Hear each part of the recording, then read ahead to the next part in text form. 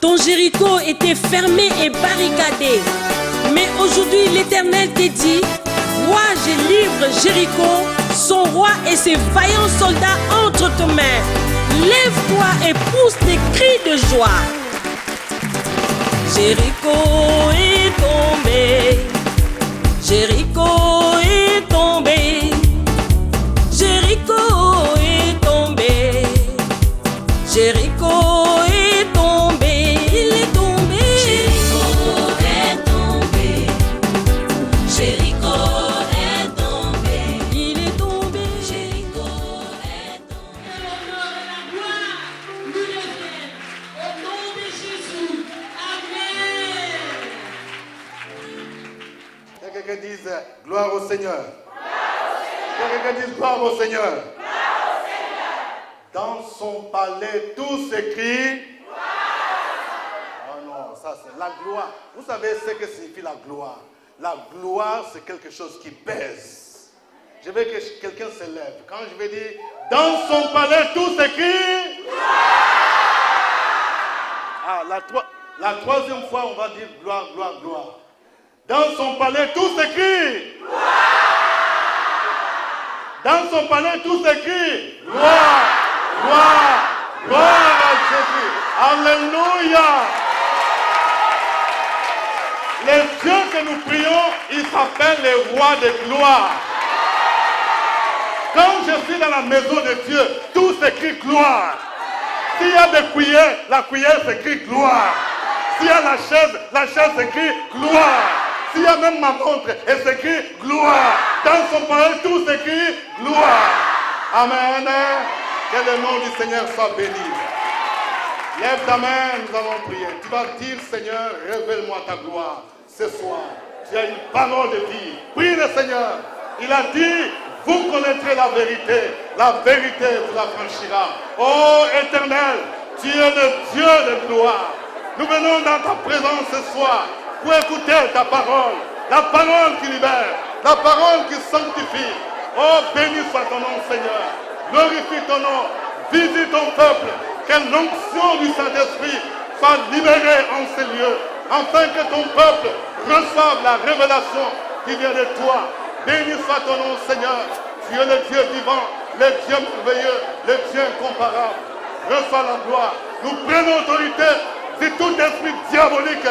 Nous neutralisons les œuvres de sorcellerie, les œuvres de fétichisme. Nous les déclarons neutralisées au nom de Jésus. Car il est écrit, le méchant ne résiste pas dans l'assemblée des justes. À toi la gloire, à toi l'honneur. Nous voulons te confier ces instants. Visite-nous, Seigneur. Affranchis-nous par ta parole, car elle est la vérité. Au nom de Jésus. Amen. Renverse l'autel de Baal. Que chacun dise renverse l'autel de Baal. C'est le thème de notre message de ce soir. Il est tiré dans Juges chapitre 6, versets 25 à 28. Dans la même nuit, l'Éternel dit à Gédéon, prends le jeune taureau de ton père et un second taureau de 7 ans. Renverse l'autel de Baal qui est à ton père et abat le pieu sacré qui est dessus. Tu bâtiras ensuite et tu disposeras sur le haut de ce rocher un autel à l'Éternel, ton Dieu. Tu prendras le second taureau et tu offriras un holocauste avec les bois de l'idole que tu auras abattu. Verset 27. Gédéon prit 10 hommes parmi ses serviteurs et fit ce que l'Éternel avait dit. Mais comme il craignait la maison de son père et les gens de la ville, il l'exécuta de nuit et non le jour. Lorsque les gens de la ville se furent levés de bon matin, voici l'autel de Baal était renversé. Le pieu sacré placé dessus était abattu. Et le second taureau était offert en holocauste sur l'autel qui avait été bâti. Amen. Renverse l'autel de Baal. Il y a des choses dans notre vie que Dieu nous demande de renverser. Il ne te demande pas d'entretenir. Quand Dieu te dit de renverser, ça veut dire qu'il faut renverser. Que quelqu'un dise renverse. Dieu à Gédéon, renverse l'autel de Baal qui est à ton père. Il donne une précision. Pendant ce temps, Israël était sous la domination des Madians. Les Madianites ont dominé sur Israël pendant 7 ans. Et Dieu a apparu à Gédéon et lui dit, vaillant héros, l'Éternel est avec toi. Gédéon va dire, si l'Éternel est avec moi, pourquoi toutes ces choses nous sont-elles arrivées? Il ne pouvait pas comprendre comment se fait-il que l'Éternel soit avec un peuple qui était dominé par les ennemis.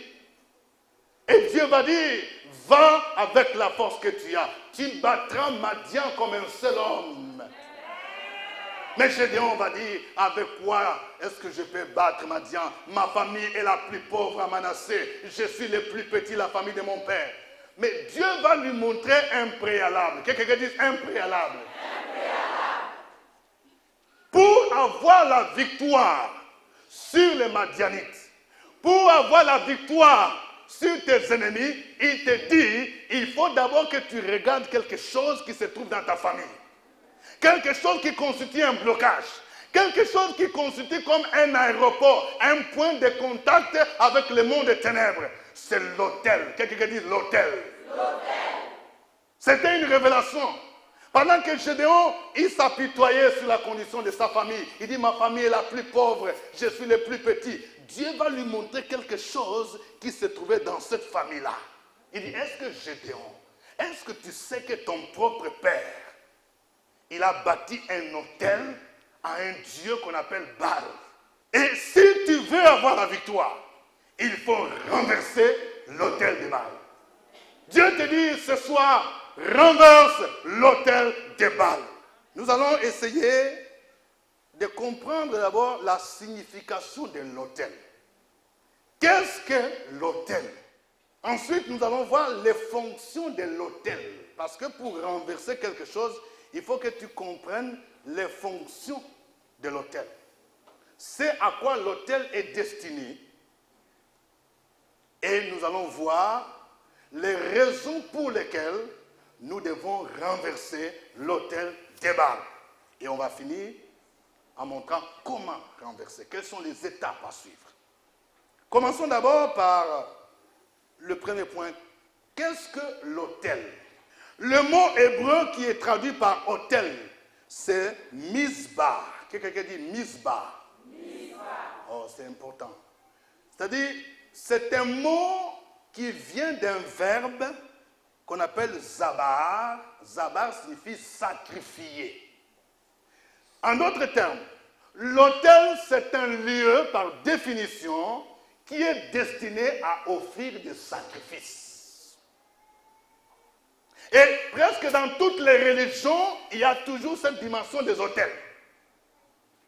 Il faut qu'il y ait un coin. Pour certains, ça peut être sous forme d'une table. Pour d'autres, sous forme d'un sanctuaire. Un endroit propice qui est réservé pour offrir des sacrifices. C'est ça l'autel. Et nous allons voir qu'il y a des autels qui sont bâtis pour l'Éternel, le vrai Dieu, tout comme il y a des autels consacrés à Satan, aux démons, aux génies. Et aujourd'hui, ce que Dieu nous demande de faire, c'est de renverser les autels dédiés à ces démons. Et il me semble que souvent dans nos familles, et surtout en Afrique, la plupart des problèmes que nous connaissons, des blocages, commencent par l'origine. À l'origine, il y a des cultes adressés à des divinités. À l'origine, il y a des autels qu'on a dressés. Et nous allons voir, pour comprendre ce qui se passe sur l'autel, c'est que la Bible enseigne sur les fonctions de l'autel. Quelles sont les fonctions de l'autel? Nous allons voir environ 5 fonctions de l'autel. D'abord, l'autel, c'est un lieu de sacrifice. Quelqu'un dise un lieu de sacrifice. Un lieu de sacrifice. Voilà. C'est-à-dire, dans la plupart des religions, comme ce fut dans l'Ancien Testament, on offrait à Yahvé des sacrifices. À l'époque, il y avait généralement 5 sacrifices. Il y avait ce qu'on appelait l'Holocauste. Il y avait le sacrifice d'action de grâce. Il y avait le sacrifice de culpabilité, l'offrande de farine, le sacrifice d'expiation. Donc, c'est sur l'autel. Par exemple, quand Dieu a demandé à Moïse de bâtir le tabernacle avait 3 parties. Il y avait le parvis, il y avait le lieu saint et le lieu très saint. Dans le parvis, il y avait ce qu'on appelait l'autel des holocaustes. C'est là où on venait chauffer les bois, on offrait des sacrifices. Dans la deuxième partie, le lieu saint, il y avait ce qu'on appelle l'autel de parfum. Et presque dans tous les cultes du peuple de Dieu, vous allez voir que avant d'offrir un sacrifice, il fallait d'abord qu'on puisse bâtir un autel. Pour qu'on puisse maintenant immoler un animal, offrir une bête, qu'on va maintenant sacrifier. Par exemple, il y avait un type de sacrifice qu'on appelait l'Holocauste.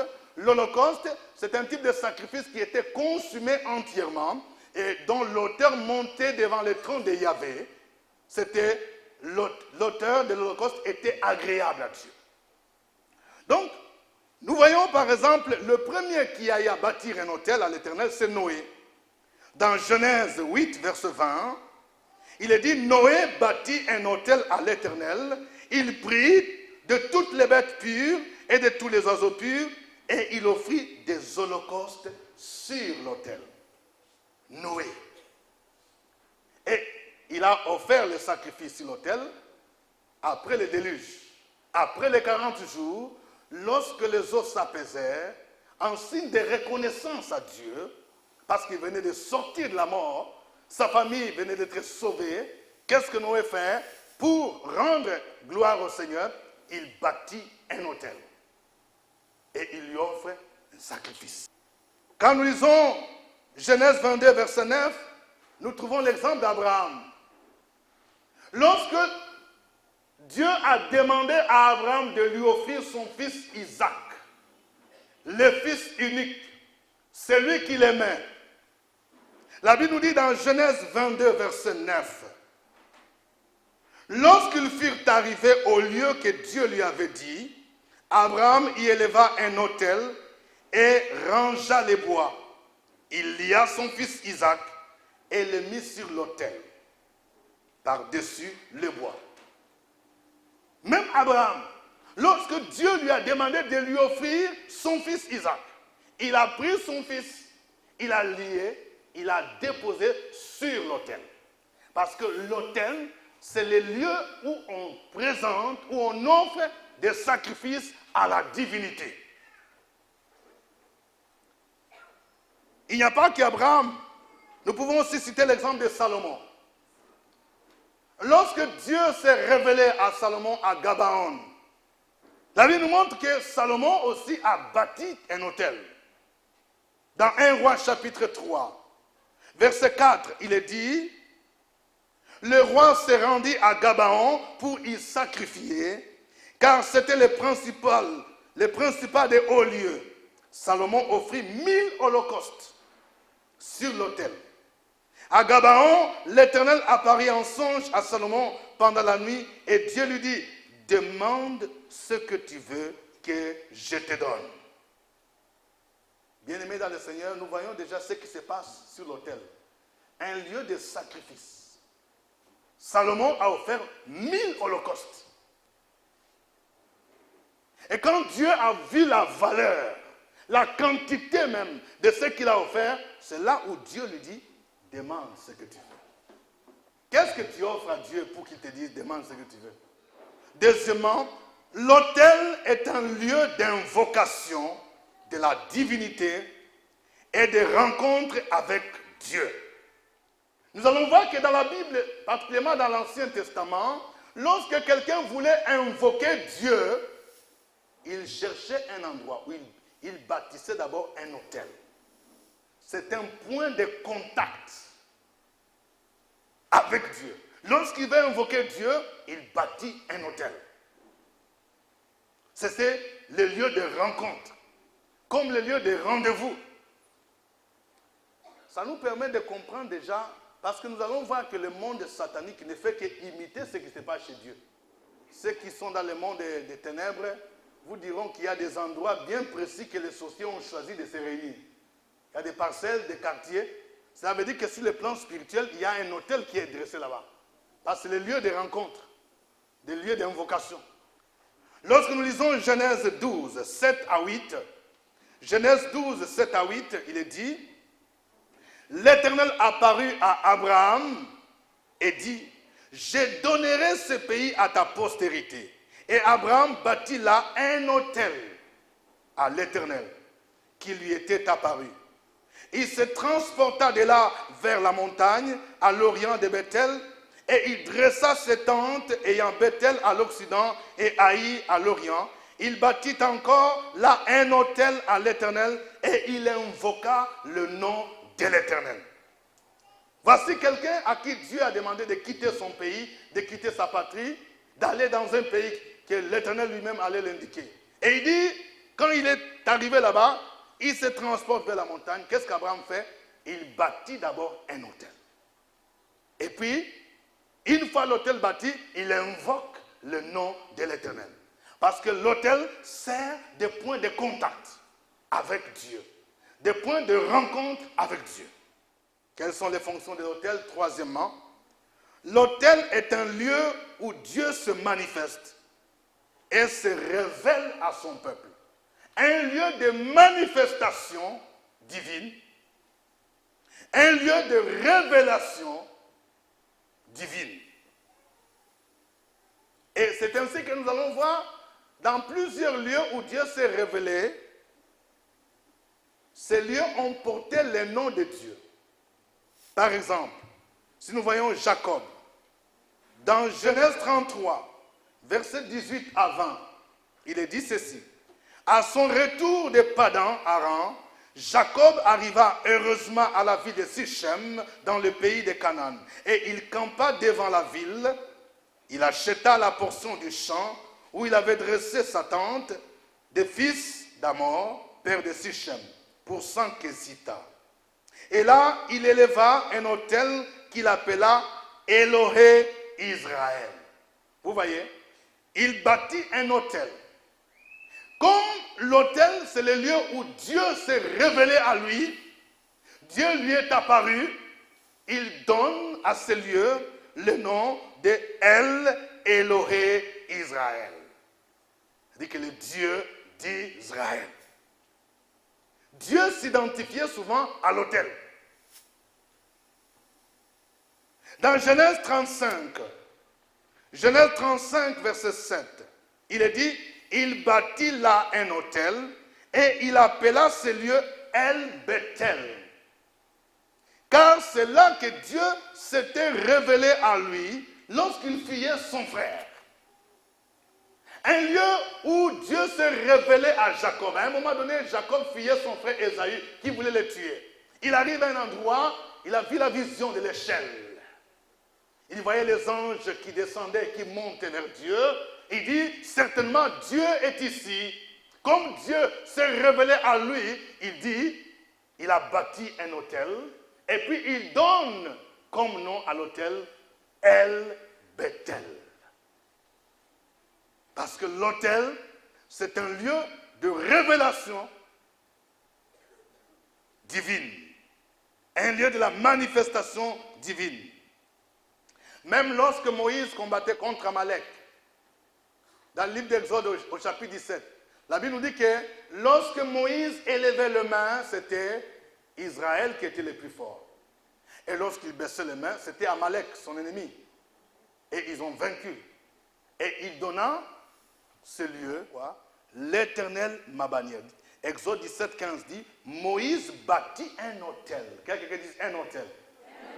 Et il lui donna pour nom l'Éternel ma bannière. C'est-à-dire, Yahvé. Yahvé qui? Yahvé Nissi. L'Éternel ma bannière. C'est-à-dire, la bannière de victoire. La bannière, c'est le drapeau.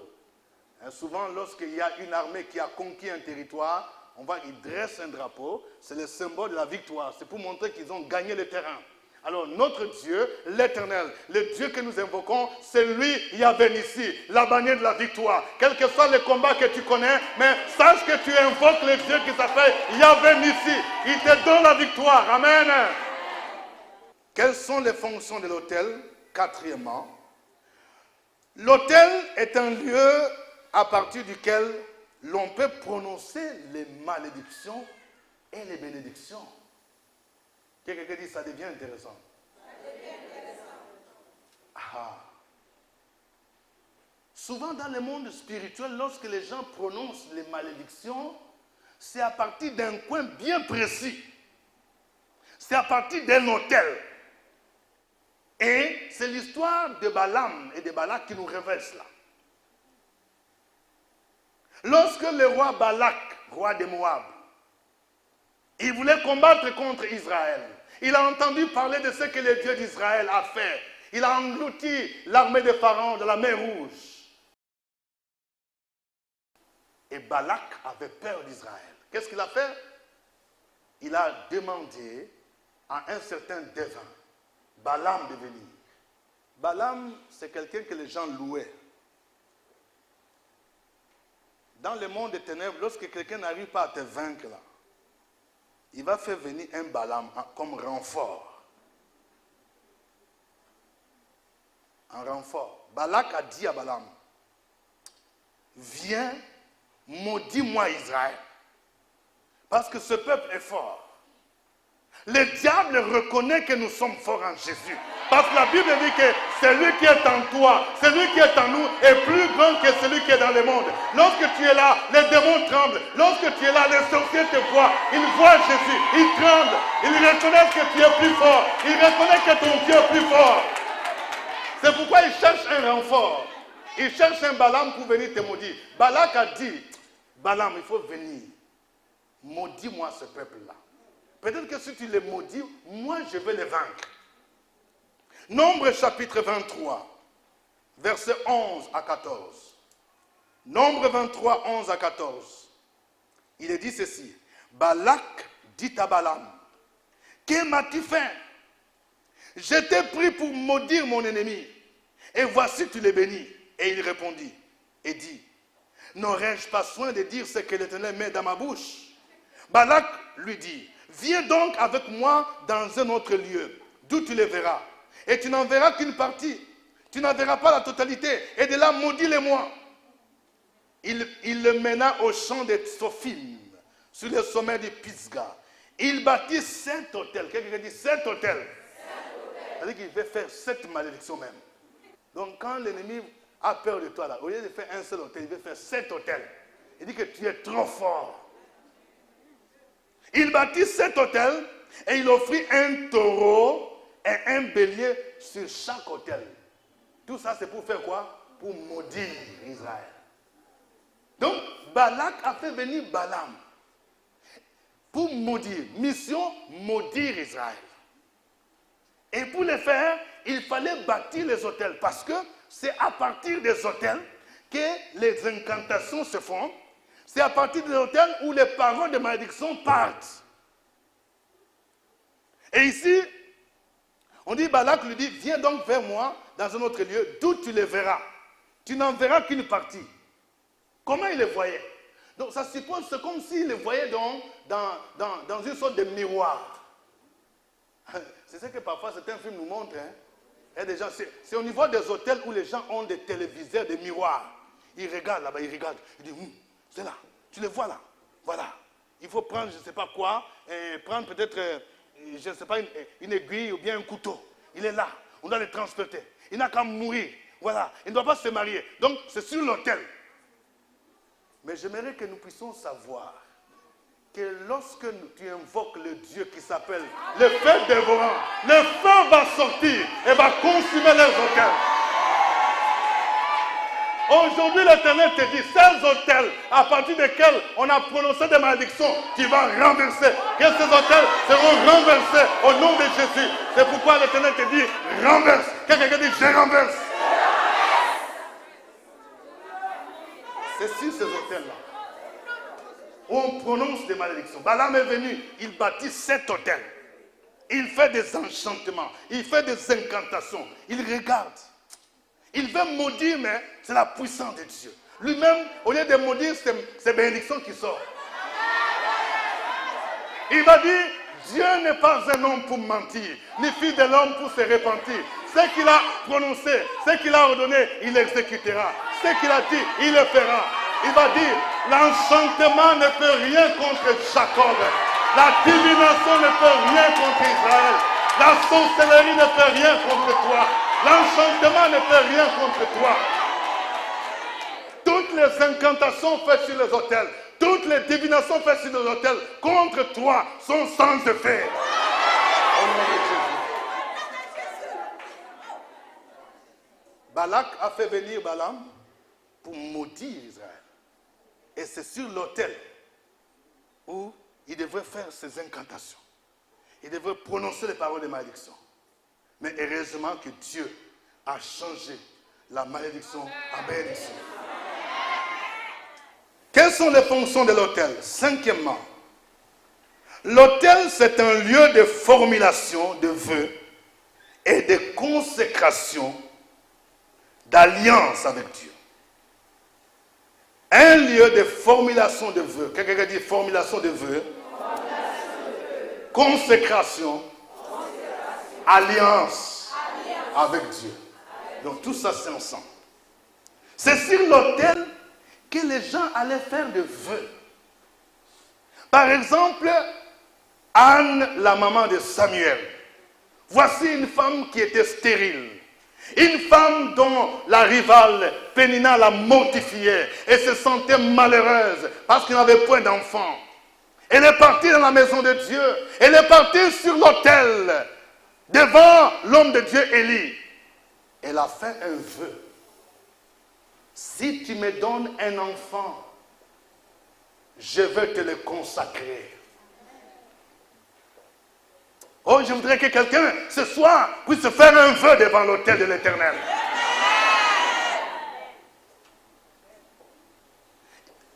Ce n'est pas quelqu'un qui l'a poussé à faire les vœux. C'est un vœu volontaire. Une femme qui souffrait, une femme qui voulait voir l'Éternel faire quelque chose pour laver son humiliation. Elle est partie vers l'autel de l'Éternel. Elle a fait un vœu. L'autel, c'était le lieu de vœux. Et elle a dit, si tu me donnes un enfant, je veux te le consacrer. Vous voyez, le vœu et la consécration. Bien-aimés dans le Seigneur, est-ce que vous savez que ce que nos parents disent ou ce qu'ils ont fait avant de t'avoir mis au monde peut influencer ta destinée? Tout dépend de quel Dieu ils ont invoqué. Anne est partie, elle a invoqué le vrai Dieu. Il y avait le Dieu d'Israël. Il dit, si tu me donnes un enfant, je veux te consacrer. L'autel, c'est un endroit de consécration. On consacre à Dieu quelque chose. On consacre des hommes. On consacre la famille. On consacre les enfants. On consacre les biens. De la même manière, dans le camp de Satan, c'est sur leurs autels qu'ils consacrent les enfants. Les gens qui s'en vont, par exemple, au niveau des eaux, ils s'en vont au niveau de la rivière, ils s'en vont à l'océan, dans un fleuve, pour invoquer la sirène des eaux. On dit, voilà, tu vas aller là-bas, on va te laver, tu vas prendre, je ne sais pas, un œuf que tu vas jeter, et tu dis, si tu me donnes un enfant. Mais ça, c'est déjà. Donc, un tel enfant que tu pourrais avoir, ça veut dire quoi? Ça veut dire que non seulement tu as fait alliance avec les démons, mais cet enfant-là, tu le consacres à cet esprit que tu as invoqué. Ça nous rappelle ce que nous avons vu la fois dernière, la captivité héréditaire. Qu'il y a certains liens que les enfants ont qui viennent du fait que les parents ou les arrière-grands-parents ont signé des pactes. Ou bien ils ont consacré. Je ne sais pas vous qui êtes là, avant votre naissance, je ne sais pas comment vous étiez né. Est-ce que votre parent, est-ce que votre maman n'est pas partie invoquer la sirène des eaux pour que tu sois né? Est-ce qu'il n'est pas parti sur une montagne? Sur l'autel, c'est le lieu de consécration. Mais Anne a dit, si tu me donnes un enfant, je veux te le consacrer. Mais je vais dire à quelqu'un, quel que soit ce que ta maman a dit, quel que soit le pacte que ta maman a signé, en Jésus, tu deviens une nouvelle créature. Nous allons voir que Jésus a annulé l'acte dont les ordonnances nous condamnaient. Si quelqu'un est en Christ, il est une nouvelle créature. Les choses anciennes sont passées. Voici, toutes choses sont devenues nouvelles. Tu as le droit de dire que tu n'appartiens plus à cette famille. Parce que tu as changé d'identité. Tu as le droit de dire que je refuse le pacte que ma mère a signé avec les démons. Tu as le droit de dire je refuse le pacte que mon père a signé parce que je suis racheté par le sang de Jésus. Je suis devenu une nouvelle créature. Ma vie appartient à Jésus-Christ.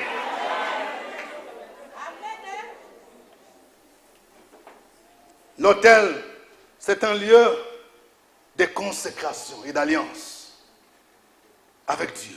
C'est ainsi que c'est à partir des autels où on consacre même des endroits. On fait des cérémonies pour consacrer même des villages. On consacre les sols. Il y a même ceux qui consacrent leurs biens, leur argent, leurs véhicules. On les consacre à partir de l'autel. Nous allons voir maintenant pourquoi devons-nous renverser l'autel de Baal. Dieu a dit à Gédéon, renverse l'autel de Baal. Avant de voir les raisons qui devraient nous pousser de renverser l'autel de Baal, nous devons d'abord connaître qui était Baal. Baal, c'était le nom de la principale divinité cananéenne.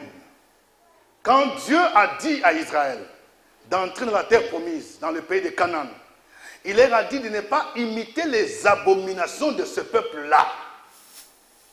Et l'une des abominations, c'était le culte qu'ils rendaient à Baal. Le peuple cananéen avait deux principales divinités. Il y avait d'abord Baal et Astarté. Quelqu'un dise Baal et Astarté. Baal, c'était une divinité, c'est lui qui était comme un homme, un dieu homme. Et Astarté, c'était la déesse. Baal, c'est lui le maître des orages. C'est lui qui assure les pluies nécessaires aux récoltes. Ça nous fait penser à ce qui se passe au moins dans nos ethnies, n'est-ce pas? Il y a des gens pour que les ignames puissent pousser, ils invoquent certaines divinités, n'est-ce pas? Vous voyez, ça n'a pas commencé. Donc ce peuple croyait que non, pour qu'il y ait une bonne récolte, il faut aller faire des invocations. Baal, donne-nous des récoltes, on veut avoir la pluie. Donc selon eux, c'est ça. Et Astarté, c'était la déesse de la fécondité et de la guerre. C'est-à-dire que quand une femme n'avait pas d'enfant, elle va faire des incantations, elle va invoquer le dieu, la déesse Astarté. Et tenez bien, le culte d'Astarté, quand les gens faisaient le culte à Astarté, ce culte était mêlé de la prostitution sacrée. C'est-à-dire qu'à un moment donné, les gens pouvaient se connaître sur le plan sexuel. Lorsqu'on apprend aujourd'hui qu'il y a des gens qui, tout en servant Dieu, entre guillemets, sont esclaves du sexe, ça me fait penser, est-ce qu'aujourd'hui il n'y a pas de gens qui adorent une telle déesse? Il y a certaines personnes où, quand vous voyez sa manière de se conduire, vous vous demandez, est-ce que c'est un homme ou bien un animal?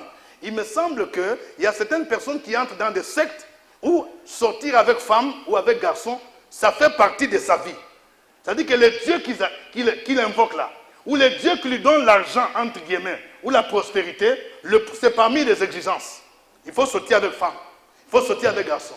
C'est ce qui s'est passé lors du culte de Astarté. Et les enfants d'Israël ont abandonné le culte du vrai Dieu Yahvé. Ils ont commencé à adorer Baal et Astarté.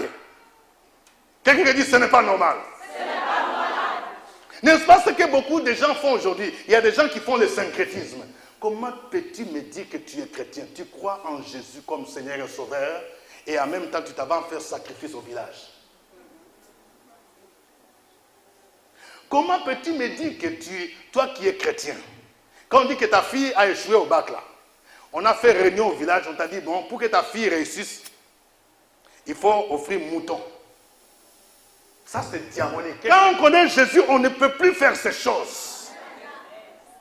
Parce qu'en réalité, c'est que les gens disent oui, on va offrir aux ancêtres. Ce ne sont pas des ancêtres, ce sont des démons. C'est que les gens disent génie en Afrique là. J'ai entendu quelqu'un dire oui, il y a des bons génies et des mauvais génies. Il n'y a pas bon génie. Ce qu'on appelle génie, ce sont des démons.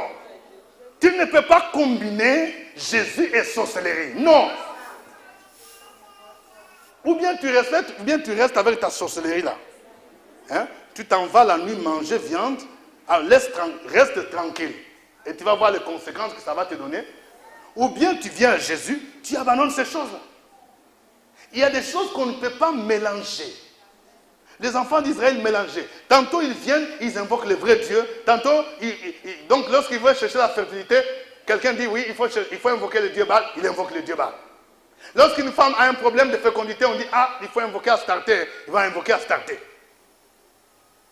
Comment un chrétien, tu peux te laisser influencer parce que vous n'avez pas d'enfant et quelqu'un vous a demandé d'aller voir un monsieur, un marabout qui va vous donner des liquides bizarres. On m'a raconté l'histoire d'un médecin. Quelqu'un qui a fait, je ne sais pas, bac plus 6, 7. Il a un problème dans sa vie. Un problème de blocage. Et quelqu'un lui dit, je vais te montrer un papa qui va nettoyer parce que tu as la malchance. Le papa là, il vient, il prend des sables, il mélange avec un peu des excréments des oiseaux, tout ça, il mélange ça, il secoue, il dit au médecin, bois. Toutes les formules chimiques que les médecins connaissaient là, il met ça de côté. Il oublie qu'il y a microbes, il oublie qu'il peut attraper des virus, des bactéries. Mais le médecin, il est là, il boit. Mais réfléchissez un peu quand même. Comment tu peux voir un marabout? Parce que tu as un problème d'enfant. Et marabout te dit, bon, pour que tu aies enfant, il faut d'abord que tu sois ma femme. Tu sais, un simple contact avec un marabout, combien de démons il va te communiquer? Le culte de Baal en Israël commençait à prendre de l'ampleur. Et cela a attiré la colère de Dieu. Nous avons vu que l'un des noms de Dieu, c'est El-Kana, le Dieu jaloux. Dieu ne tolère pas l'idolâtrie. Dieu ne tolère pas que nous puissions adorer des dieux des eaux, des dieux des forêts, que nous puissions pratiquer la sorcellerie. La Bible dit, Dieu punit l'iniquité des pères jusqu'aux enfants, jusqu'à la 3e et la 4e génération. Ces choses ont des conséquences graves. Non seulement dans la vie de la personne qui pratique, mais aussi dans la vie des enfants et des petits-enfants. À cause du culte de Baal, Dieu était irrité contre Israël. Il a suscité un peuple ennemi appelé les Madianites. Qu'est-ce que dit les Madianites? Lorsque dans une famille, les gens se livrent aux pratiques d'occultisme, d'idolâtrie, de sorcellerie, vous êtes en train d'exposer toute la famille sous une puissance étrangère. Des blocages, des maladies qui ne finissent pas, des morts à répétition. C'est ce qui s'est passé avec Israël. On dit que Dieu fut irrité contre Israël et la main de Madian fut puissante contre Israël. Lorsque Israël s'aimait, donc Madian venait pour tout détruire. Lorsque l'esprit de Madianite est dans la vie de quelqu'un, tout ce que tu vas faire là, ça ne va pas porter. Tu vas commencer à faire un commerce. Tu fais le commerce, tu fais le commerce, tu fais le commerce. Ta marchandise marche. Tu as eu 300 000 là. Et les 300 000 là, un problème va arriver, tout est parti. Tu recommences toujours à zéro. Tu as l'impression que tu ne progresses pas. Il y a des gens qui ont l'esprit de rond-point. Dans un rond-point, tu peux même faire 1000 tours. Tu peux même transpirer, mais tu es toujours au même endroit. Dieu a dit que tu vas t'envoler comme l'aigle. Mais quand tu te livres. Quand dans ta famille, il y a des autels bâtis à Baal, cela bloque.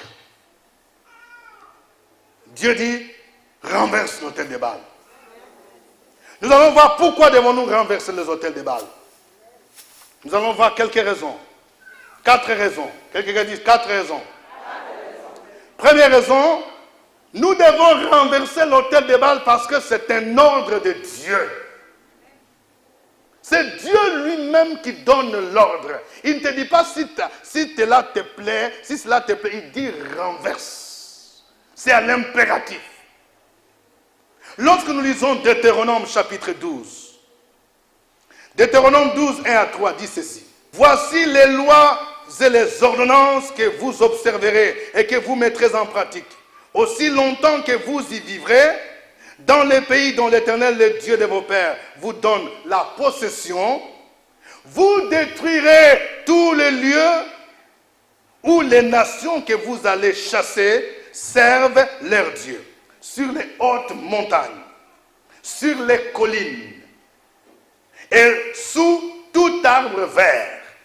Vous renverserez leurs autels, vous briserez leurs statues, vous brûlerez au feu leurs idoles, vous abattrez les images taillées de leurs dieux et vous ferez disparaître leurs noms de ces lieux-là. Amen. Amen. Dieu te dit que tu dois renverser les autels. Lorsque tu te rends compte que dans ta famille, il y a des autels de Baal qui ont été érigés pour bloquer les mariages, pour bloquer l'enfantement, pour bloquer l'avancement spirituel, Dieu te dit renverse. Quelqu'un dit renverse. Il dit vous renverserez les autels. Les autels de sorcellerie. Tu dois le renverser dans le puissant nom de Jésus-Christ. Il dit vous renverserez leurs autels, vous briserez leurs statues, vous brûlerez au feu leurs idoles, vous abattrez les images taillées de leurs dieux. Dans 1 Roi chapitre 12, verset 32, la Bible nous dit, il établit une fête au 8e mois, le 15e jour du mois, comme la fête qui se célébrait en Juda. Il offrit des sacrifices sur l'autel. Voici ce qu'il fit à Bethel, afin que l'on sacrifiât au veau qu'il avait fait. Il plaça à Bethel les prêtres des hauts lieux qu'il avait élevés. Ça, c'était au temps du roi Jéroboam. Et nous allons voir comment Dieu va envoyer un prophète pour prononcer un jugement. Deuxième raison qui doit nous pousser de renverser l'autel de Baal. L'autel de Baal est un lieu d'abomination et de consécration de nos familles aux démons. Nous avons vu que c'est sur l'autel que les gens venaient consacrer. Anne est venue consacrer son fils. Elle a dit à Dieu, si tu me donnes un fils, je vais te le consacrer. De la même manière, dans le monde spirituel, dans le monde diabolique, les autels sont utilisés pour commettre toutes sortes d'abominations. C'est là où on sacrifie même les vies des gens. C'est là où on sacrifie les enfants. C'est là où certains sacrifient la prospérité, sacrifient l'intelligence de certains enfants de la famille pour qu'ils ne puissent pas avancer. C'est là où les gens commettent toutes sortes de choses. C'est au niveau de l'autel où, dans le monde de la sorcellerie, on enchaîne les gens. Où ceux qui sont dans la sorcellerie enchaînent les gens. Donc, c'est sur les autels où il y a comme des sortes de prisons, des cachots. C'est pourquoi, lorsqu'il t'arrive de faire des songes, que tu te retrouves souvent dans une maison ou dans une parcelle familiale quelque part, où tu vois des choses bizarres, c'est probablement un signe que dans cette parcelle-là, il y avait un hôtel. C'était comme un lieu de rendez-vous, un lieu où on enchaînait des prisons. Et il faut prier pour renverser cet hôtel-là. Peut-être que les hôtels aujourd'hui ne sont pas toujours visibles. Mais sur le plan spirituel, ils existent. Et le Seigneur peut te montrer. Il y a des endroits où certaines personnes se rendent, où vous demandez, mais quel est son intérêt où la personne va souvent dans ce coin-là. Mais si tu as les yeux spirituels, Dieu peut te révéler que non, dans ce coin-là, il y a un hôtel. Il y a même dans certaines parcelles, vous allez voir, il y a des gens suspects, c'est toujours dans ce coin-là où il va aller pour rester. Et parfois tu te demandes, mais qu'est-ce qu'il cherche là-bas? Et les jours qui par malheur, tu vas lui demander de changer de lieu, tu vas voir comment la personne va se fâcher. Tu vas dire, attends, mais qu'est-ce qu'il y a là-bas? Quelqu'un dit, un hôtel. Ma prière est que Dieu ouvre l'esprit de quelqu'un, afin que tu vois ce qui se passe au niveau de ta famille. Dieu a dit à Gédéon, renverse l'hôtel de Baal qui est à ton père. Parfois on pense aux hôtels qui sont loin là. Dieu a dit à Gédéon, ne cherche pas loin, hein? L'hôtel de Baal, c'est ton père. Parfois c'est proche. Ça peut être l'hôtel de Baal. Il y a ton père, ta mère, ta grand-mère, ton voisin même. Même dans nos églises aujourd'hui, il y a des gens qui viennent faire hôtel dans l'église. Ils ne sont pas de vrais hôtels de Dieu. Des hôtels où on fait autre chose. C'est pourquoi lorsque Dieu te révèle à un endroit, tu sens que tu n'évolues pas spirituellement. Moi, quand quelqu'un me demande, oui, homme de Dieu, moi je vois que dans telle église, je suis parti, j'ai rencontré un pasteur, il y a un problème. Je dis, attends, si l'église là, tu as fait 1 an, tu vois, il y a toujours problème. Tu n'avances pas. Qu'est-ce qu'il faut faire? Oui, il faut te chercher ailleurs. C'est aussi simple que ça. L'église n'est pas une prison. Parfois, Dieu nous parle. Tu sens que toi-même, au niveau de ta conviction, tu ne seras pas à l'aise, n'est-ce pas? Quand on part dans une église, c'est pour être édifié. Mais si tu vas dans une église, tu retournes, et puis on dirait que c'est là où tu as problème. J'ai déjà rencontré une personne, je vous l'ai dit, c'est une expérience vraie. Une sœur qui me dit qu'elle est partie dans un culte quelque part. C'est en sortant, il y a une autre sœur qui est venue, en tout cas la manière dont elle est venue pour lui donner baiser forcé là. Tu as dit, mais voilà, tu ne savais pas, viens. Elle dit quand elle a senti comme si un courant, quelque chose de baiser après culte, hein. Et puis, il a commencé à avoir mal. Hein? Je ne comprends rien. Depuis que la soeur m'a donné baiser, aïe. Ça, c'est quoi? Baiser là. C'est que ça a amené là. Nous devons renverser ces hôtels. Parce que c'est le lieu où se commettent des abominations. À partir des hôtels où les âmes sont liées. Lorsque tu vois que dans ta famille, il y a des gens qui sont bloqués, des étudiants, presque dans toute votre famille, les gens n'évoluent pas dans leurs études. Les gens se marient difficilement. Les mêmes maladies qui se répercutent, des blocages financiers. Il faut peut-être prier pour que Dieu montre. Est-ce qu'il n'y a pas un hôtel où on a enchaîné les gens? Où les gens sont emprisonnés quelque part? Il faut détruire cet hôtel-là. 2 Rois chapitre 21. 2 Rois 21, 1 à 5 dit ceci. Manassé avait 12 ans lorsqu'il devint roi. Et il régna 55 ans à Jérusalem. Sa mère s'appelait Epsiba. Il fit ce qui est mal aux yeux de l'Éternel, selon les abominations des nations que l'Éternel avait chassées devant les enfants d'Israël. Il rebâtit les hauts lieux qu'Ézéchias, son père, avait détruits. Il éleva des autels à Baal. Il fit une idole d'Astarté, comme avait fait Akab, roi d'Israël. Et il se prosterna devant toute l'armée des cieux et la servit. Il bâtit des autels dans la maison de l'Éternel. Quoique l'Éternel eût dit, c'est dans Jérusalem que je placerai mon nom. Et il bâtit des autels à toute l'armée des cieux, dans les 2 parvis de la maison de l'Éternel. Il fit passer son fils par le feu. Il observait les nuages et les serpents pour en tirer des pronostics. Et il établit des gens qui évoquaient des esprits et qui prédisaient l'avenir. Il fit de plus en plus ce qui est mal aux yeux de l'Éternel afin de l'irriter. Amen. Amen. Vous voyez, au temps de Manassé, les gens ont bâti des autels de Baal. On dit c'est là où ils sacrifiaient même leurs enfants. Des sacrifices humains. Quand vous voyez dans une famille où il y a des gens qui meurent à la même période, ça veut dire qu'on a fait un pacte avec la mort. Ça veut dire qu'il y a des autels, des sacrifices, où il y a une liste de gens qu'on doit sacrifier à répétition. Mais je vais dire qu'à partir de toi, tu peux arrêter ce cycle au nom de Jésus-Christ. Tu peux dire, moi je refuse les sacrifices dans ma famille. Parce que Jésus a été déjà sacrifié. Je refuse qu'on sacrifie mes petits frères. Je refuse qu'on sacrifie mes petites sœurs. Je refuse qu'on sacrifie mes enfants. Parce que Jésus a déjà été sacrifié. À partir de toi. Et c'est pourquoi lorsque tu comprends ça, tu dois renverser les autels. Où on fait des sacrifices dans ta famille.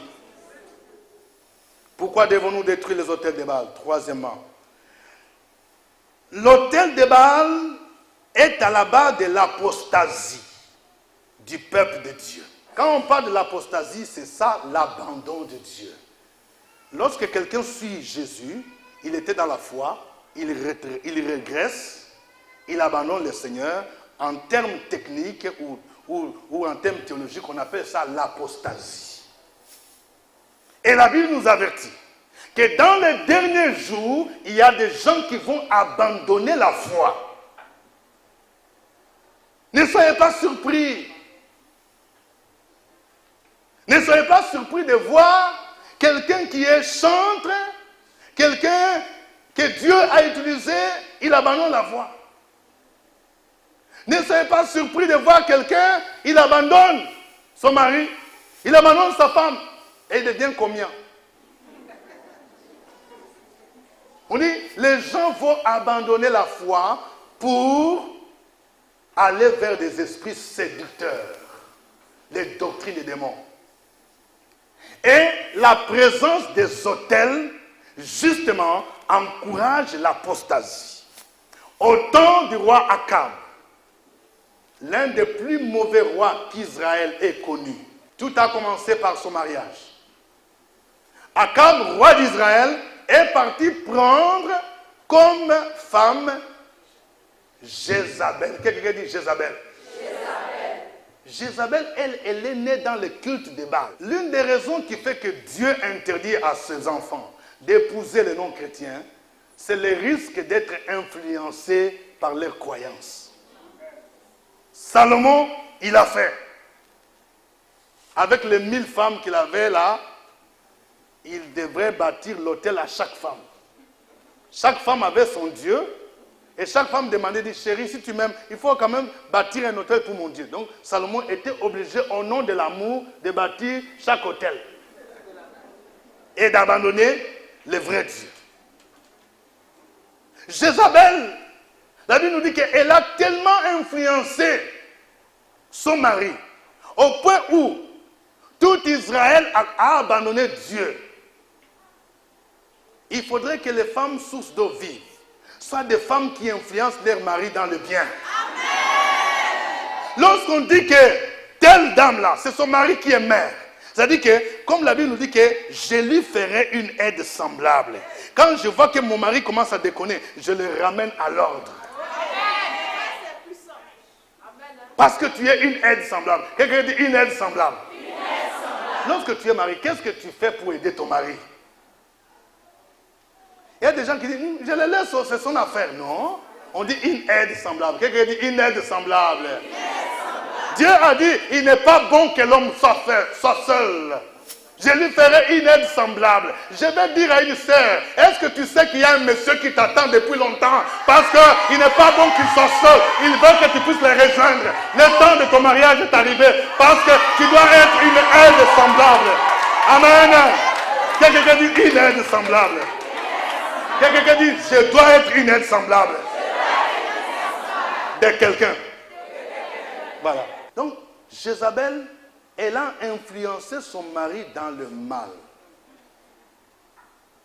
C'est elle qui a recruté 450 prophètes de Baal.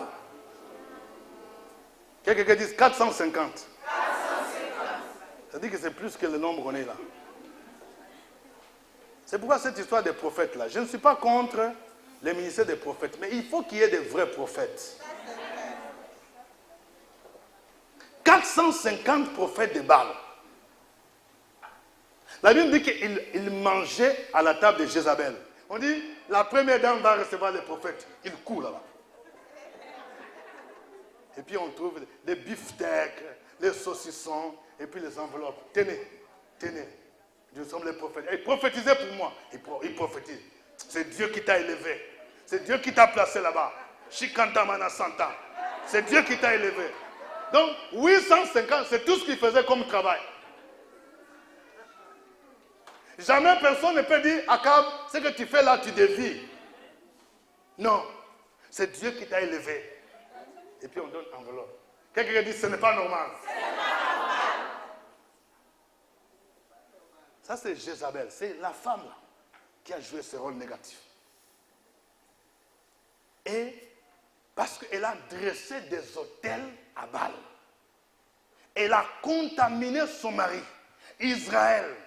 Le peuple choisi de Dieu, le peuple qui a fait alliance avec Dieu, a abandonné les cultes des vrais dieux Yahvé et a commencé à adorer Baal à partir de Jézabel.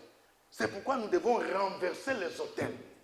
Lorsque, par exemple, dans une famille, il y a des autels consacrés à Baal, consacrés aux sirènes des eaux, consacrés aux démons, c'est ces autels-là qui jouent un rôle pour bloquer, pour créer l'incrédulité dans les vies des gens, pour que les gens ne se convertissent pas. C'est à partir des autels qu'ils envoient les démons d'endurcissement, pour que les gens ne se donnent pas à Christ. Non seulement cela, les autels jouent un autre rôle, même dans la vie de ceux qui connaissent déjà le Seigneur. Ils viennent comme une pesanteur pour étouffer la foi, si possible de vous faire régresser dans la foi. Quelqu'un dit, je refuse.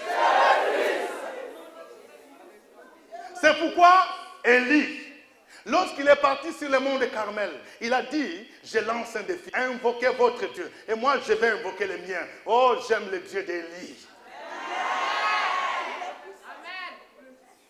Il a dit, commencez par invoquer votre Dieu. Les prophètes de Baal, ils sont là. Ils ont commencé à faire Baal, Baal, Baal. Et il dit, non, il faut l'invoquer très fort. Peut-être qu'il est parti en voyage. Lorsque tu connais ton Dieu, à un moment donné, tu peux te moquer des sorciers, des dieux. Parce que tu as l'assurance. Au point où les gens vont commencer à te dire, mais où est sa force même? Mais toi, tu connais. Il dit, criez, criez. La Bible nous dit qu'il se fait des incisions. Vous voyez les dieux de Baal, ils sont méchants d'elle. Donc, quel est ce Dieu-là?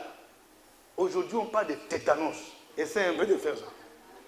Donc, ils ont fait des incisions. Le sang a commencé à couler pour que Baal écoute.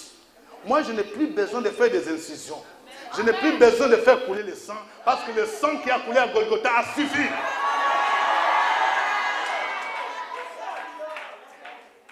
La Bible dit, ils ont crié Baal, Baal, du matin au soir. Il n'y a ni voix ni réponse.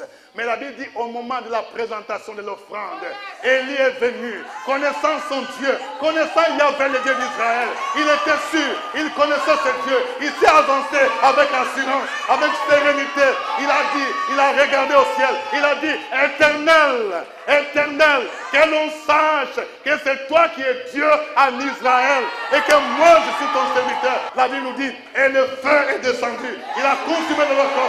Le feu est descendu. Le feu est descendu. Je vais dire, ce soir, le feu va descendre pour consumer le pouvoir des ténèbres dans ta famille. Le feu va descendre pour détruire le pouvoir de la sorcellerie. Le feu va descendre dans ta famille pour détruire les hôtels de Baal. Lorsque le feu est descendu, la Bible nous dit, et tout le peuple s'écria, c'est l'Éternel qui est Dieu. C'est l'Éternel qui est Dieu.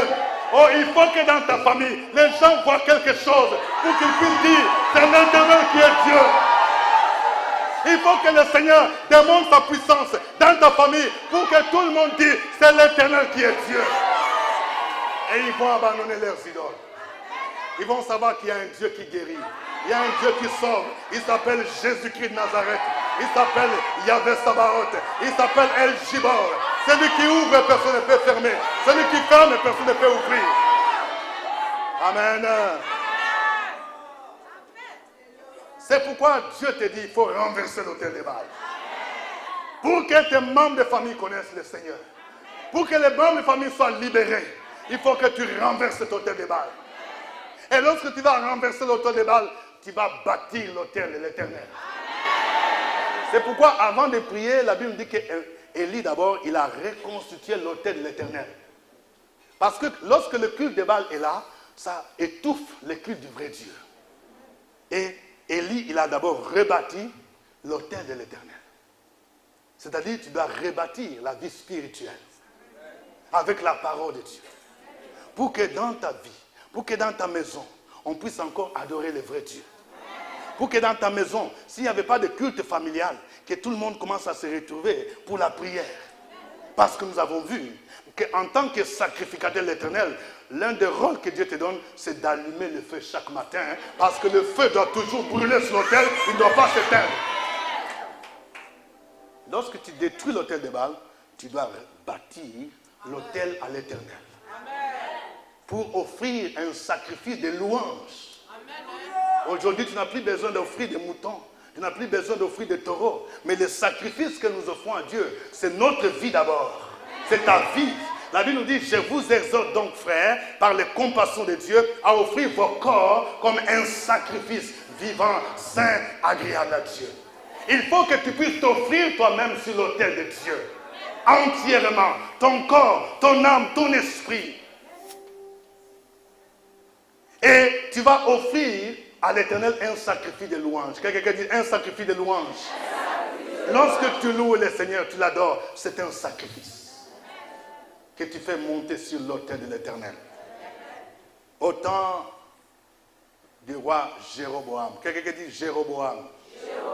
Vous savez, il y a eu ce qu'on appelle le schisme ou séparation. Après Salomon, son fils Roboam, qui l'avait succédé, avait commis une faute, il n'a pas suivi les conseils des vieillards. Et les 12 tribus se sont séparées. Il y a eu ce qu'on appelle Israël, c'est ça, les 10 tribus du nord. Et puis les 10 tribus du sud, c'est Juda. Roboam, il régnait dans les 2 tribus du sud, Juda. Et Jérusalem, qui était la capitale, où était le temple, était du côté du sud. Mais Jéroboam, qui était du côté du royaume du nord, par peur que le peuple du royaume du nord n'aille à Jérusalem pour adorer, lui aussi a bâti un autel à Bethel. Il a fabriqué des veaux d'or. Quelqu'un dit veaux d'or. Une autre fois, le Seigneur m'a mis à cœur de parler sur les veaux d'or. Ça représente tout ce qui est comme imitation. Quelqu'un disait que le diable, c'est le singe de Dieu. Il essaie d'imiter tout ce qu'on fait. S'il te voit prier, il te voit prier, tu fais Alléluia, Alléluia, Alléluia. Lui aussi dit, bon, c'est seulement Alléluia. Moi, je peux aussi faire Alléluia. Lui aussi va faire Alléluia, même plus fort. Si tu vois acheter une grosse Bible là, lui aussi va acheter même une grosse Bible. Jéroboam a bâti un autel. Et on offrait des sacrifices destinés au veau d'or. C'était une façon d'empêcher les gens d'aller à Jérusalem où se trouvait le temple. Parce que Dieu avait décidé que le culte véritable devrait être rendu à Jérusalem. Vous voyez comment les autels de Baal sont à la base de l'apostasie pour égarer beaucoup de gens. Aujourd'hui, les autels prennent d'autres formes. Il y a ceux qui enseignent des fausses doctrines, des hérésies, pour égarer les peuples de Dieu. Les gens qui peuvent venir avec des prophéties, des visions, pour contredire ce que tu connais déjà, pour contredire ce que la parole de Dieu te dit. Malheureusement, il y a des gens qui suivent cela. Quand on parle de révélation, quelqu'un dit révélation. Révélation avec un grand R, c'est la Bible. Quelqu'un dit c'est la Bible. Je vais parler à quelqu'un, tu cherches des révélations. Quelle révélation? Une révélation qui vient contredire ce que la Bible dit ne vient pas de Dieu. Les autels de Baal sont à la base de l'apostasie. C'est pour dévier les gens. C'est pourquoi aujourd'hui, nous devons être équilibrés. Quelqu'un dit équilibré. Lorsque je parle de bénédiction, Lorsque je parle d'élévation, lorsque je parle de prospérité, c'est vrai que Jésus bénit, Jésus donne le mariage, Jésus ouvre les portes, mais en même temps, je dois montrer que Jésus peut permettre des épreuves. En même temps, je dois montrer que Jésus n'aime pas le péché. J'apprends qu'il y a des gens qui n'ont qu'un seul message de parler de prospérité uniquement, mais on ne peut pas parler de péché parce qu'il y a des boss qui vont fuir. Il dit non, il ne faut pas parler du péché, tu vois, vraiment, ça risque de mettre mal à l'aise. Nous avons des boss qui sont là. Mais il faut qu'on vous dise la vérité. Quelqu'un dit soyons équilibrés.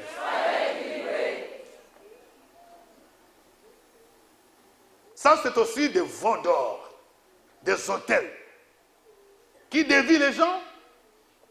On peut t'attirer avec la prospérité.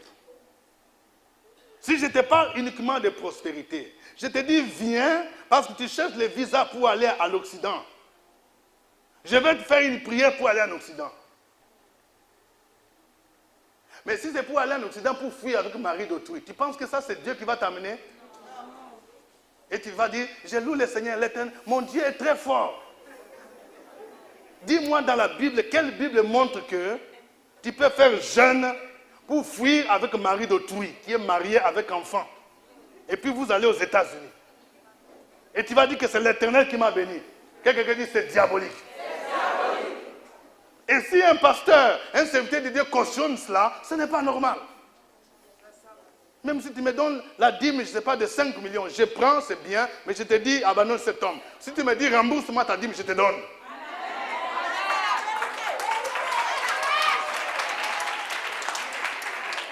Les hôtels de Baal sont à la base des défaites et des malédictions qui frappent nos familles. Voilà la dernière raison qui devrait nous pousser de renverser les hôtels de Baal. Les hôtels de Baal sont à la base des défaites. Lorsque tu connais souvent des défaites dans ta vie, tu ne peux pas être victorieux sur l'ennemi. Tant qu'il y a des hôtels qui sont là, érigés dans ta vie, érigés dans ta famille. Lorsque Israël a dressé les hôtels de Baal, il ne pouvait pas avoir la victoire sur Madian. C'est pourquoi Dieu a dit à Gédéon, avant de vaincre Madian, il faut que tu renverses l'autel de Baal qui est à ton père. Il faut que tu puisses abattre les pieds sacrés. Il y a des choses que tu ne devrais pas tolérer. Écoutez bien. Il y a des gens qui parlent de l'amour. L'amour ne se réjouit pas de l'injustice. Si tu aimes quelqu'un, tu aimes ta soeur, tu aimes ton père, ton cousin, et tu les vois en train de faire des choses qui n'honorent pas Dieu. Elle vient avec son amant et elle te demande de lui offrir une chambre. Je n'ai pas où aller dormir. C'est toi qui es ma cousine. Vraiment aujourd'hui là, si les bandits m'attrapent en cours de route, je vais faire comment? Il faut lui dire, hé ma soeur, mais le monsieur là avec qui tu veux dormir, dans ma maison, ça ne m'arrange pas. Je t'aime, c'est vrai. Si tu veux, on va le loger dans le garage là-bas. Toi, tu vas dormir dans la chambre. Mais il y a des gens, au nom de l'amour, tu vois, c'est ma nièce, non.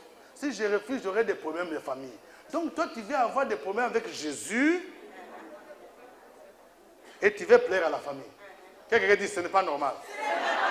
Dans 1 Corinthiens chapitre 10, verset 31, la Bible nous dit que quoi que vous fassiez quelque autre chose, faites tout pour la gloire de Dieu. Si je vois que la présence d'un frère, d'une soeur, d'une cousine vient établir un hôtel dans ma maison, je dois refuser, je dois renverser cela au nom de Jésus-Christ. Tu vois quelqu'un qui vient chez toi, et puis c'est à partir de ta maison que quelqu'un va commencer à recevoir des gens. On dit non, les gens viennent, il y a un combien ici. Et puis c'est dans ta maison qu'il vient faire ça. Et puis on lui donne l'argent. Et puis il dit, bon, avec l'argent de la popote, prends pour la popote. Donc il est en train d'établir un hôtel dans ta maison. Et je vais vous dire une chose. Très souvent, ceux qui en pâtissent, ce sont les enfants. Je vais dire à quelqu'un, tu as reçu quelqu'un dans ta famille, Sans le savoir, tu es en train de livrer les enfants. Parce que lorsque quelqu'un vient, quelqu'un dont tu n'as pas l'assurance, qu'il adore le vrai Dieu, il y a des gens qui viennent cibler les enfants. Vous voyez, les enfants, ils sont innocents, ils viennent souvent là-bas. Si quelqu'un vient le blaguer avec un jouet, oui, tonton, tonton, il faut me donner, tonton, tiens le téléphone, tonton, tu veux quoi? Tu veux que je t'achète shawarma? Oui, tonton, on va partir shawarma. Dans shawarma, là, il faut ouvrir les yeux. Et après, vous allez voir, le monsieur ou la dame est parti, les enfants commencent à avoir des phénomènes bizarres. Maman, je ne vais pas dormir dans la chambre là. Quoi? Oui, non, maman. Qu'est-ce qui se passe? Il y a hôtel. Quelqu'un dit hôtel. Spirituellement, est-ce qu'il n'y a pas quelqu'un qui est venu planter hôtel dans la maison? Un point de contact avec le monde de la sorcellerie, qui est venu mélanger votre maison. C'est pourquoi le Seigneur te dit, il faut renverser. Quelqu'un dit, je renverse.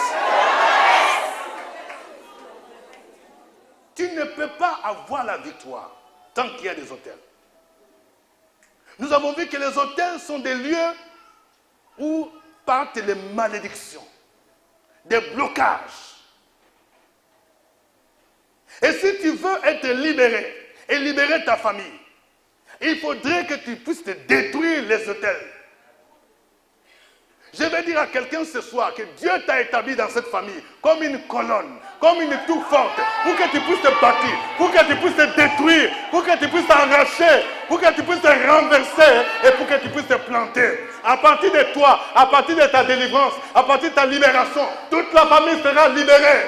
Ceux qui ne se marient pas, les mariages seront ouverts. À partir de toi, il y aura des mariages en cascade dans toute ta famille. À partir de toi, il y aura des visas en cascade. À partir de toi, il y aura des gens qui vont acheter des voitures. Parce que les hôtels seront renversés et l'Éternel va se glorifier.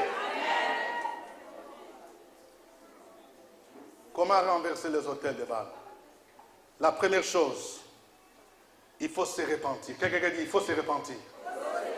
Avant de renverser l'autel, tu dois d'abord te repentir. Confesser tes péchés.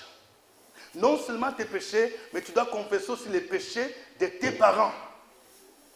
Parce que nous avons vu que Dieu punit l'iniquité des pères jusqu'aux enfants, jusqu'à la 3e, à la 4e génération. Les gens comme de Daniel, les gens comme de Néhémie, lorsqu'ils demandaient pardon à Dieu, ils confessaient aussi les péchés de leurs parents. Ça, c'est la première chose. Demander pardon pour les sacrifices que les parents ont faits. Et si toi-même tu as participé à ces sacrifices, tu demandes pardon. Si toi-même tu t'es livré à la sorcellerie, tu demandes pardon à Dieu. Si toi-même tu es parti au cimetière, on est parti faire des cérémonies, on t'a lavé au fleuve. Tout ça, ce sont des pactes avec le diable. Il faut demander pardon. Deuxièmement, non seulement tu demandes pardon, mais il faut donner ta vie à Jésus. Tu acceptes Jésus comme Seigneur et Sauveur. Je vais dire une chose. Lorsque tu acceptes véritablement Jésus comme Seigneur et Sauveur, c'est-à-dire que tu tisses une alliance avec Dieu. Et l'alliance avec Jésus est plus forte que l'alliance avec le diable. Automatiquement, l'alliance avec Jésus joue négativement, commence à détruire l'ancienne alliance. C'est pourquoi l'apôtre Paul va dire, je étais crucifié avec Christ, et si je vis, ce n'est plus moi qui vis, c'est Christ qui vit en moi.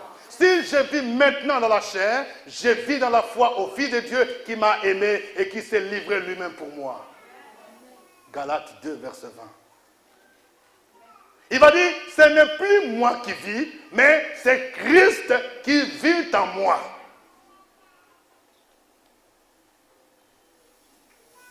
Pour briser les autels de Baal, il faut renoncer à tout pacte signé avec le monde satanique sur l'autel.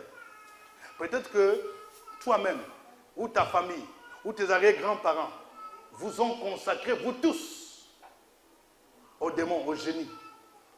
Alors, toi maintenant que tu connais Jésus, tu dois refuser cela. Tu vas dire, Seigneur, le pacte qu'ils ont signé là, moi je refuse cela, dans le nom de Jésus-Christ. Lorsque tu acceptes Christ comme Seigneur et Sauveur, il y a un décret céleste qui est signé en ta faveur. La Bible dit que tu es nommé comme ambassadrice, ambassadeur du roi des rois sur la terre. Ce décret contient 2 articles. Article 1 est nommé comme ambassadrice du royaume. Certain, tu mets ton nom. Tu dis, moi je suis nommé ambassadeur. Mais l'article 2 est toujours là. Parce que quand le chef d'État signe un décret, si on dit par exemple que quelqu'un est nommé ambassadeur, plénipotentiaire à la Côte d'Ivoire, en France, à Paris, mais on doit ajouter article 2, toutes les dispositions antérieures sont abrogées. Cela veut dire quoi? Ça veut dire que s'il y avait un premier ambassadeur avant toi, ça veut dire que ça révoque sa nomination. Toi, tu les remplaces. C'est pourquoi on ajoute l'article 2. Et il me semble que Dieu, lorsqu'il te nomme, il ajoute l'article 2. Article 2. Toutes les dispositions antérieures sont abrogées. Parce que la Bible nous dit que Jésus a annulé l'acte dont les ordonnances te condamnaient. Il n'y a donc maintenant aucune condamnation. Tu as le droit de te marier. Tu as le droit de voyager. Tu as le droit de réussir. Il n'y a plus de condamnation. C'est pourquoi il faut refuser tous ces pactes. Il faut annuler cela dans le sang de l'agneau. Et tu vas lier maintenant l'homme fort. Et tu vas détruire maintenant ces autels. Tu vas détruire tous ces autels de Baal. Tu vas les renverser. Et quand tu les renverses, tu vas rebâtir l'autel de l'Éternel. Alléluia. Que le nom du Seigneur soit béni. Dieu te dit, renverse les autels de Baal. Quelqu'un dit, je renverse. Je renverse. Je renverse. Au nom de Jésus. Il va te lever là où tu es. Acclame le Seigneur, le roi des rois. Oh, alléluia. Nous allons élever nos voix pour bénir ce Dieu. Oh, quel Dieu puissant que nous adorons. Commence à bénir le Seigneur. Commence à lui dire merci. Merci pour sa présence. Tu crois que c'est le temps de ta visitation. Tu crois que c'est le temps de la libération. Il est le Dieu vivant. Élève ta voix, célèbre-le. Nul ne peut se comparer à lui. Il est plus grand que tous les dieux. Il est le Dieu de délivrance. Il est le Dieu qui t'a racheté. Tu es racheté par le sang de l'agneau. Tu es racheté. Tu es racheté. Tu es racheté. Le Seigneur te destine à libérer toute ta famille. Parce que les autels seront détruits. Les autels seront renversés par le puissant nom de Jésus. Les sacrifices humains doivent s'arrêter dans ta famille. Les fausses couches doivent s'arrêter au nom de Jésus-Christ.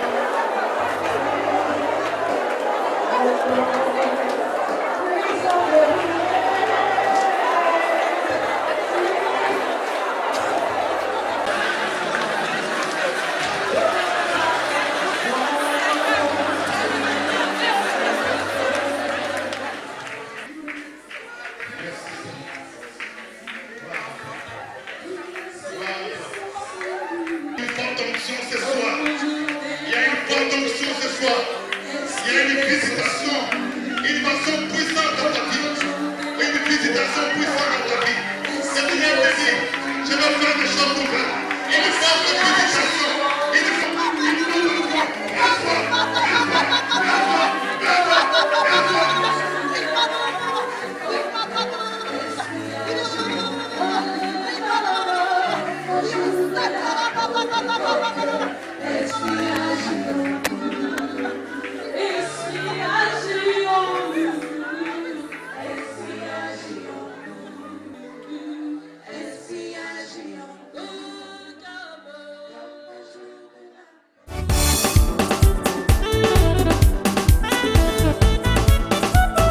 Jéricho est